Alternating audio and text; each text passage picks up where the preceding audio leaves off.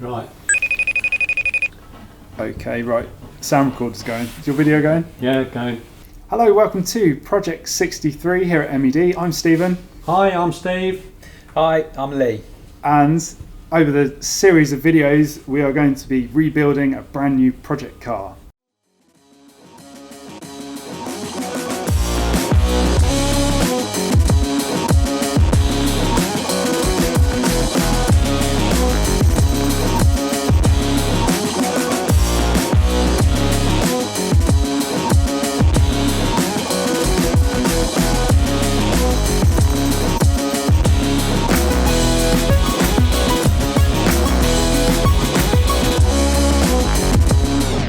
Hello, welcome to MED's Project 63. This is our video series, our brand new video series for 2021, celebrating 40 years of MED.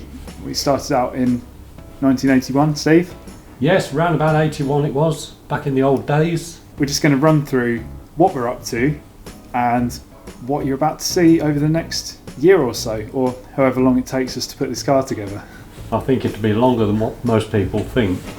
It's quite going to be quite a big project, this is. Well, we started the company, like Stephen says, 40 years ago. A little small company with just myself working in it. And we've now progressed to MED Race Technologies, which is, well, massive. Sending parts all around the world. That's right, and we manufacture most of the parts locally to the business.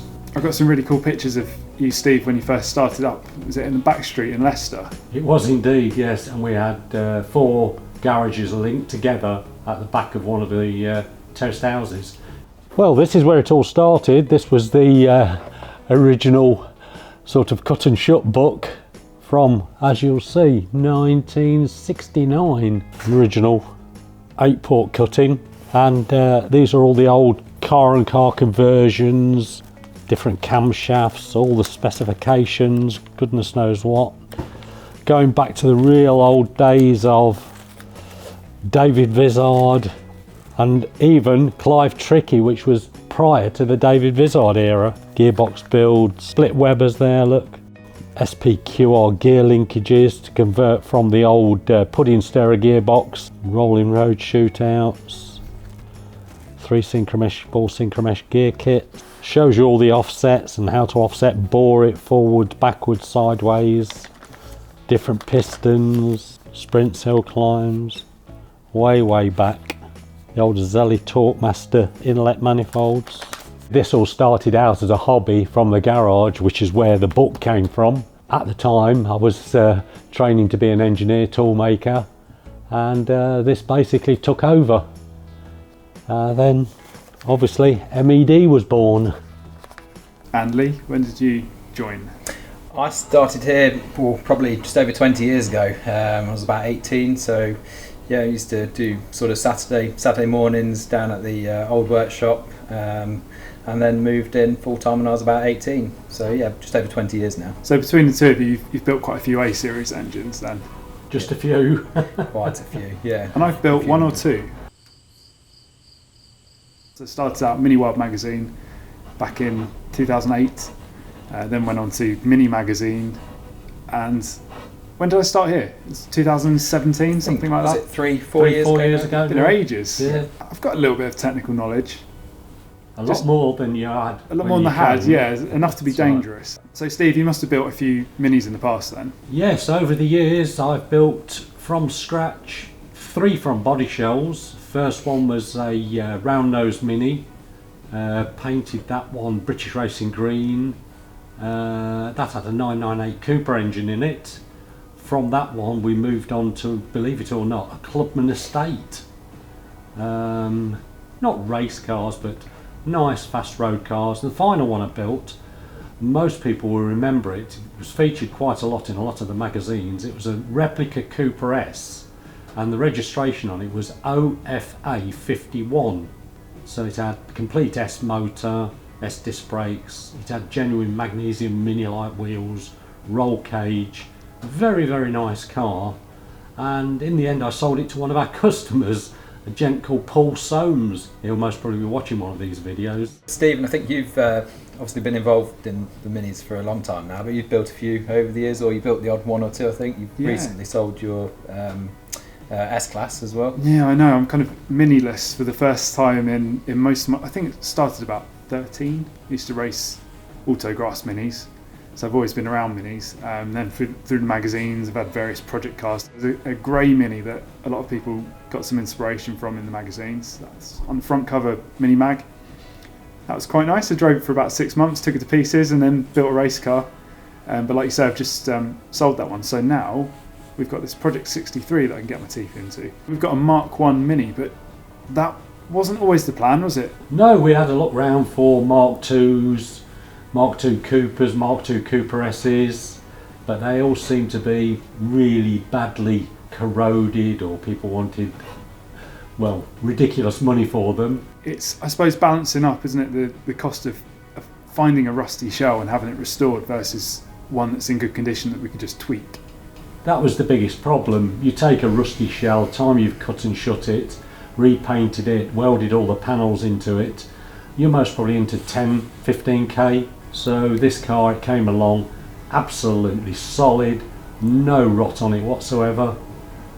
So we thought we'd bite the bullet and go this way. As you'll see in part 2 and 3 coming up, we're going to go over the car that we've just picked up. It's pretty cool, isn't it? Yeah, no, it seems to be a good car to start with. Like Steve was saying, it's in good condition, not a lot of bodywork needs doing. So yeah, good basis, good starting point for the project, I guess.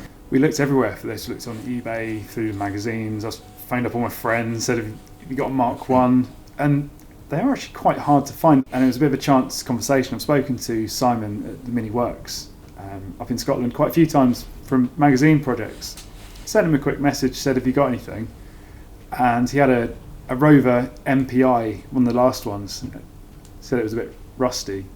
But then he came across this Mark 1 that he'd found in South Africa. And I think the history goes that it had been brought over with a batch of escorts for a specialist in Scotland, and he'd sat with it for, 4 years?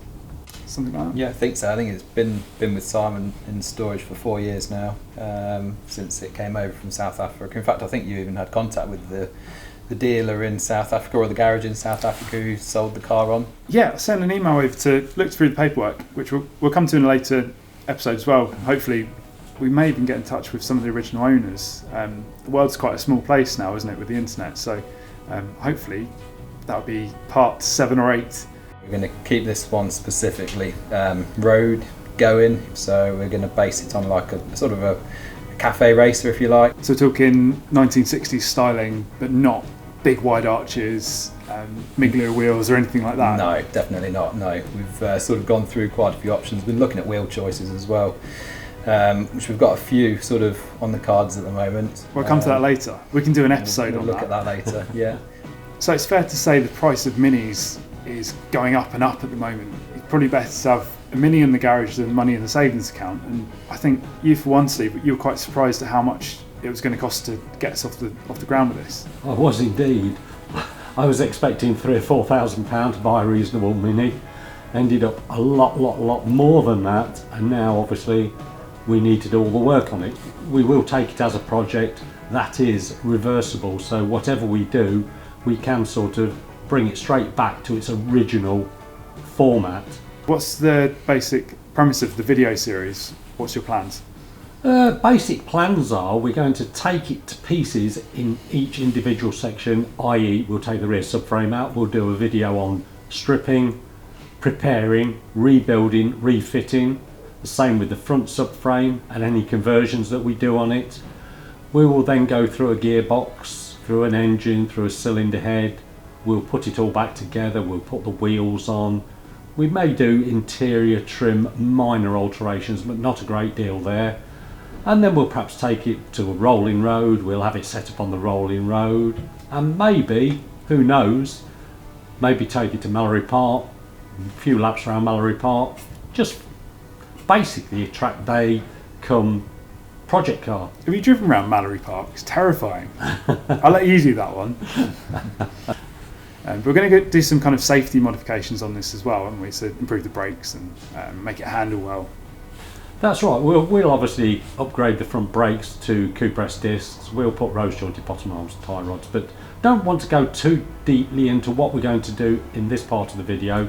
That will all come in the following videos that Stephen and myself and Lee will do later through the series. So what we're going to bring you then is basically a Mk1 light restoration, but a dream build with all of our favourite modifications. Sit back and relax and watch what we do.